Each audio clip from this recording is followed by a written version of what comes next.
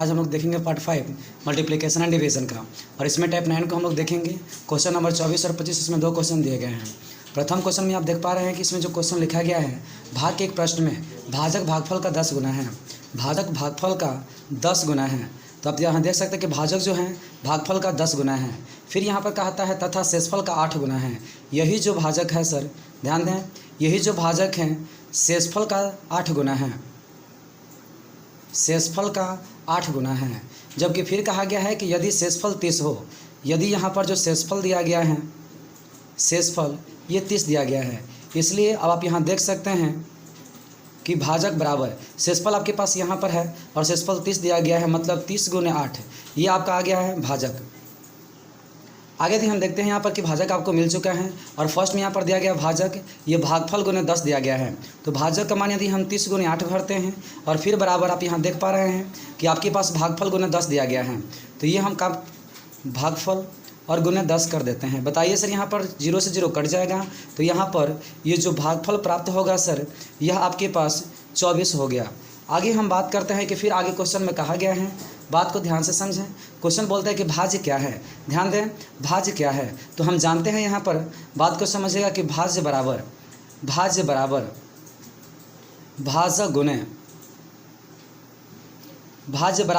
गुने भागफल जोड़ शेषफल, ये आपका सूत्र होता है।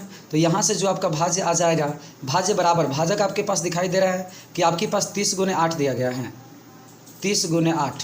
और यहाँ पर भागफल बोला तो भागफल अभी आपके वो 24 मिल चुका है, तो ये 24 फिर मल्टीपल शेषफल। तो अब आप यहाँ पर देख पा रहे हैं कि शेषफल जो है सर आपका 30 है, तो यहाँ हमने 30 भर दिया। आगे दी हम बात करते हैं सर, इसको मल्टीपल्स के रूप में रखेंगे।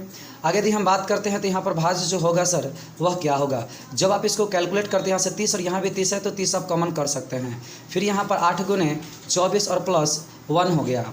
आगे हम जब इसको कैलकुलेट करेंगे तो हम पाएंगे कि इसका आंसर जो आ रहा है सर 57 और 90 हो रहा है। ये आपका भाज्य है और यही आपका सही आंसर है जो ऑप्शन नंबर ए में दिख रहा है। क्वेश्चन नंबर 25 इसी टाइप का है, जो बता रहा है भाग के एक प्रश्न में भाजक, भाग के एक प्रश्न में जो भाजक है सर भागफल का, ध्यान दीजिएगा, भागफल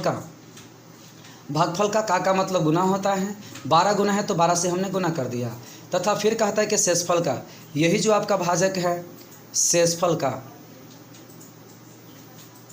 का ये आपका 5 गुना है, तो हमने 5 से मल्टीप्लाई कर दिया। जबकि रिमाइंडर आपका इसमें दिया गया है 48। आगे यदि हम बात करते हैं कि भाजक कितना होगा, तो बात को ध्यान से समझें और देखते चले वीडियो को।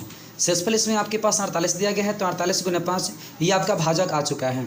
आगे यदि हम बात करते हैं तो यहाँ पर आप देख पा रहे हैं कि भागफल गुने 12 दिया गया है और भाजक का मान आ गया है 48 गुने 5। जब यहाँ पर 48 गुने हम 5 करते हैं तो बराबर यहाँ पर आप देख पा रहे हैं सर कि भागफल गुने ये 12 हैं। जब 12 से काटेंगे इसको तो 12 चौक 48 हो गया। और यहाँ पर आपके पास ये जो भागफल है सर 5 चौक का 20, ये आपके पास भागफल 20 आ गया। फिर इस प्रश्न में भी कहा है आपका कि भाज्य क्या होगा। ध्यान दें, फिर पूछा है कि भाज्य क्या होगा। तो भाज्य बराबर भाजक गुने भागफल प्लस शेषफल। तो आप देख रहे हैं कि यहाँ पर भाजक आपके पास 48 गुने 5 है, भाजक 48 गुने 5 है, गुने भागफल आपके पास 20 आ चुका है, तो ये 20 हो जाएगा, प्लस यहाँ पर आपके शेषफल जो है सर ये 48 दिया गया है, तो ये 48 हो गया। आगे जब हम बात करते हैं कि इसको 48 को जब हम कॉमन करते हैं तो यहाँ पर 5 गुने 20 और प्लस यहाँ कुछ नहीं तो अब 1 बचेगा। और जब इसको हम कैलकुलेट करेंगे तो भाज्य बराबर जो होगा सर, बात को ध्यान से समझें, जो भाज्य बराबर होगा ये 4848 प्राप्त होगा। और यही आपका सही आंसर है जो ऑप्शन सी में दिख रहा है। बात को ध्यान से समझने का प्रयास करें।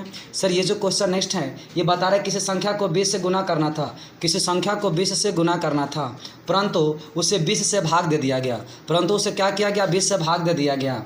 तो कितने प्रतिशत की त्रुटि हुई। तो हम जानते हैं कि 20 से गुना करना था, 20 से उसको गुना करना था। बात को ध्यान से समझेंगे, गुना, परंतु 20 से उसने क्या कर दिया, भाग कर दिया। तो बोलता है कि त्रुटि क्या होगा। तो हम जानते हैं यहाँ पर कि त्रुटि इज इक्वल टू क्या होता है। बात को ध्यान से समझेंगे, त्रुटि प्रतिशत बराबर जो होता है सर त्रुटि बटा प्रारंभिक मान। ध्यान से बात को समझें, त्रुटि बटा प्रारंभिक मान और गुने 100। ध्यान दीजिएगा, त्रुटि बटा प्रारंभिक मान और गुने 100 होता है। तो आगे हम बात करते हैं त्रुटि हुआ कितना है।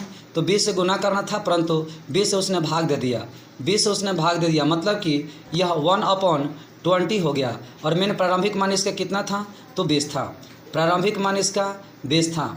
अब इसमें हम क्या करेंगे, 100 से मल्टीप्लाई करेंगे तो त्रुटि परसेंट हमें पता चल जाएगा। तो अब यहाँ आप देख पा रहे हैं सर कि ये जो क्वेश्चन का टाइप है ये आगे बढ़ते जा रहे हैं।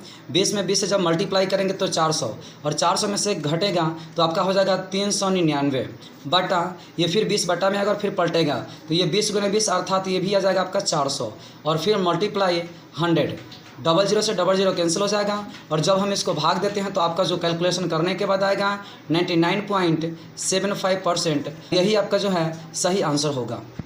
चलिए इसी टाइप का हम देख लेते हैं question number next. Question number next में जो कह रहा है बात कि किसी संख्या को 10 से गुना करना था, किसी संख्या को 10 से गुना करना था, जबकि उसने किया क्या है कि 10 से भाग दे दिया, 10 से वह भाग दे दिया। तो फिर पूछता है इसमें कि त्रुटि प्रतिशत क्या है। बात को समझें, अभी आपको बताया गया है कि त्रुटि प्रतिशत क्या होगा। त्रुटि प्रतिशत इज इक्वल टू होता है त्रुटि बटा प्रारंभिक मान और गुने 100। तो आप यहाँ देख सकते हैं कि इसमें त्रुटि हुआ क्या है कि 10 से गुना करना था, जबकि 10 से उसने भाग दे दिया, 10 से गुना करना था जबकि 10 से उसने भाग दे दिया, बटा प्रारंभिक मान उसका 10 था। और फिर जब इसको हम गुने 100 करते हैं, आगे बात को सुनने का प्रयास करें, 10 दाई है ये 100 हो जाएगा, -1 बटा फिर ये पलटेगा तो ये आपका 10 गुने 10 हो जाएगा, फिर मल्टीपल 100 हो जाएगा। तो अब इसके आगे बात हम करते हैं तो ये 00 से 00 कट जाएगा, और सर आपका जो सही आंसर होगा 199% का त्रुटि होगा, और यही आपका सही आंसर होगा जो ऑप्शन सी में दिख रहा है।